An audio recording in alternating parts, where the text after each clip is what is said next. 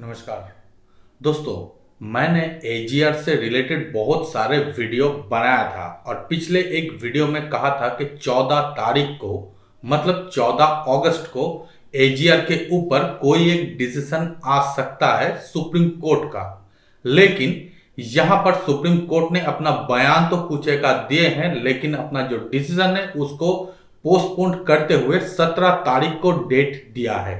तो दोस्तों, क्या 14 तारीख को कहा गया है सुप्रीम कोर्ट के द्वारा, इसी के बारे में इस वीडियो में बात करूंगा। तो मैं हूं आपका दोस्त तनु, आप देखते हैं दास गाइड यूट्यूब चैनल। चलिए जान लेते हैं।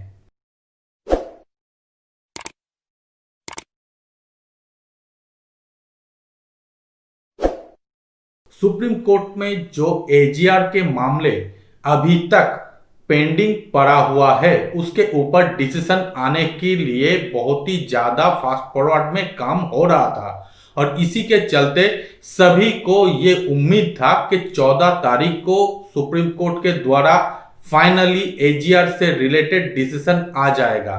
लेकिन ये डिसीजन फिर से सुप्रीम कोर्ट ने होल्ड कर लिए हैं और ये डिसीजन अगले 17 तारीख को आने वाला है, ऐसा ही उम्मीद मार्केट के जानकारों के द्वारा किया जा रहा है। अब दोस्तों, 14 तारीख को सुप्रीम कोर्ट ने और एक नया पॉइंट के ऊपर फोकस किए हैं। यहां पर सुप्रीम कोर्ट ने कहा है कि जितने सारे कंपनी आज के दिन में ऑपरेशनलाइज्ड हैं उन सारे कंपनी से तो किसी ना किसी तरीके से डील किया जाएगा या फिर उन सारे कंपनी से एजीआर के पैसा लिया जाएगा। उसके लिए शायद कुछ एक नया नियम भी चालू कर दिया जाए। लेकिन जो सारे कंपनी आज के दिन में ऑब्सोलेट हो गए हैं इंडियन टेलीकॉम मार्केट में, वो सारे कंपनी जो कि आज के दिन में बैंकरप्सी फाइल कर चुके हैं, उन सारे कंपनी के ऊपर भी बहुत ज्यादा एजीआर के पैसा ड्यूज हैं। जैसे कि आरकॉम, वीडियोकॉन, एयरसेल, टाटा टेली, इन सारे कंपनी के ऊपर भी एजीआर के ड्यूज बाकी हैं। और इन सारे कंपनी से एजीआर के ड्यूज किस तरीके से निकाला जाएगा, इसके ऊपर गवर्नमेंट को एक प्लान प्रोड्यूस करने के लिए बताया गया था सुप्रीम कोर्ट के द्वारा।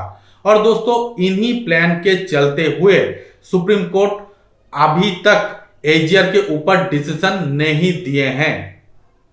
अब दोस्तों, ये तो बातें गया गवर्नमेंट के तरफ से, गवर्नमेंट को एक प्लान देना होगा किस तरीके से बंद हुआ टेलीकॉम कंपनी के ऊपर एजीआर के जो बकाया है उसको लिया जाए। लेकिन सुप्रीम कोर्ट ने यहां पर और एक चीज के ऊपर पॉइंट आउट किए हैं और वो है आरकॉम से जुड़ा हुआ। दोस्तों, आरकॉम के जो स्पेक्ट्रम था उस स्पेक्ट्रम में कुछ एक आध percentage of spectrum Reliance Jio already use कर रहा है। और यही है सबसे बड़ा चीज जो कि 14 तारीख को डिस्कस हुआ था सुप्रीम कोर्ट के अंदर। दोस्तों, सुप्रीम कोर्ट के द्वारा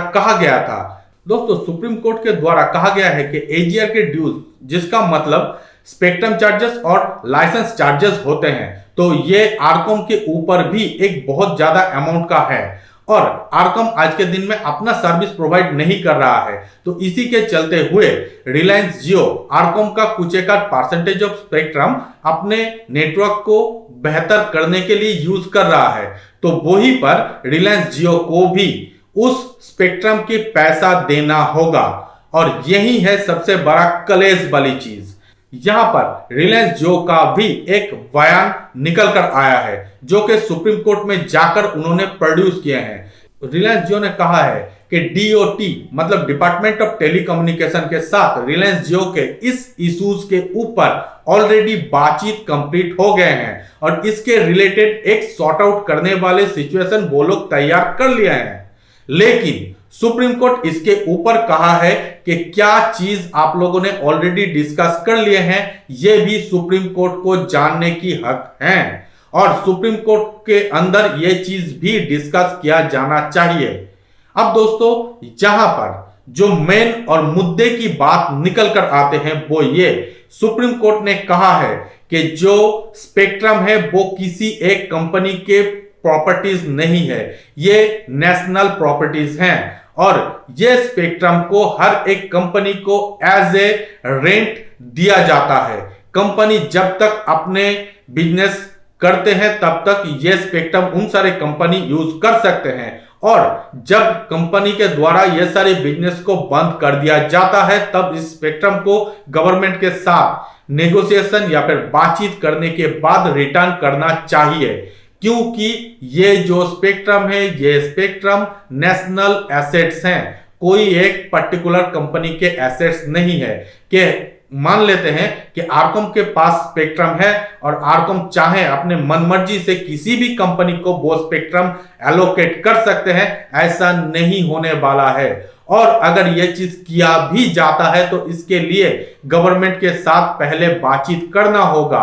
अगर गवर्नमेंट इसके ऊपर कोई एक डिसीजन देते हैं तभी जाकर इसके ऊपर फर्दर कोई बातचीत किया जाएगा। और इन्हीं सारी चीजों को देखते हुए आज के दिन में आरकॉम तो पहले से ही बर्बाद होकर पड़ा हुआ है और इसका एक नेगेटिव इफेक्ट या फिर नेगेटिव इंपैक्ट जियो के ऊपर भी आने वाला है।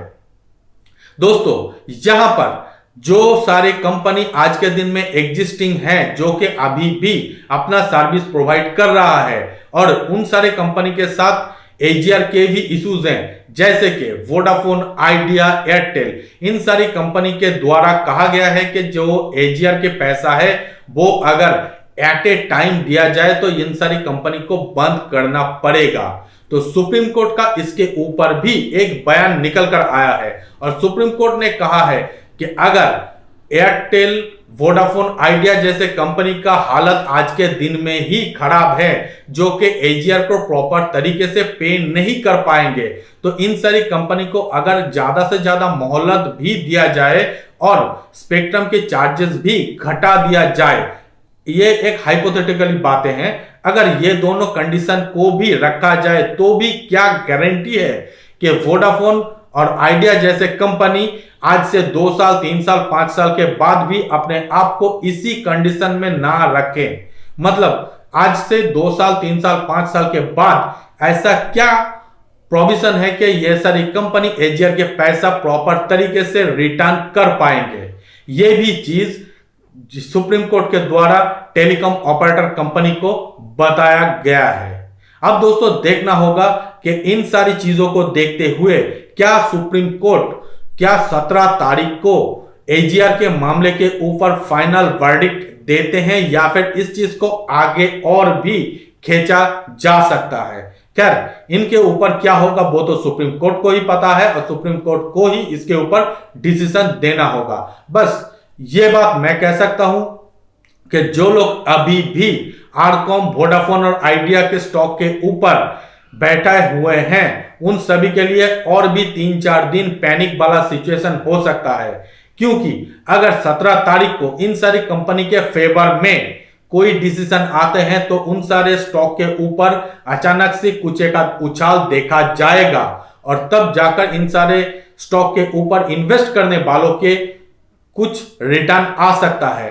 और अगर सुप्रीम कोर्ट के द्वारा वो डिसीजन आता है जो कि इन सारे स्टॉक के लिए नेगेटिव है, तो जितने सारे लोग इन सारे स्टॉक के ऊपर ऑलरेडी इन्वेस्ट कर चुके हैं उनके लिए बहुत ही खराब सिचुएशन हो जाएगा। अब दोस्तों देखना होगा कि आगे चल के इसके ऊपर और क्या डेवलपमेंट होते हैं। तो जो भी डेवलपमेंट होगा वो मैं आप लोगों के साथ शेयर कर ही दूंगा।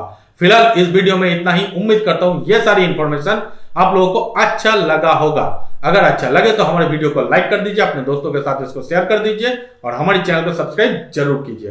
तो मिलते हैं अगले वीडियो में, तब तक के लिए नमस्कार।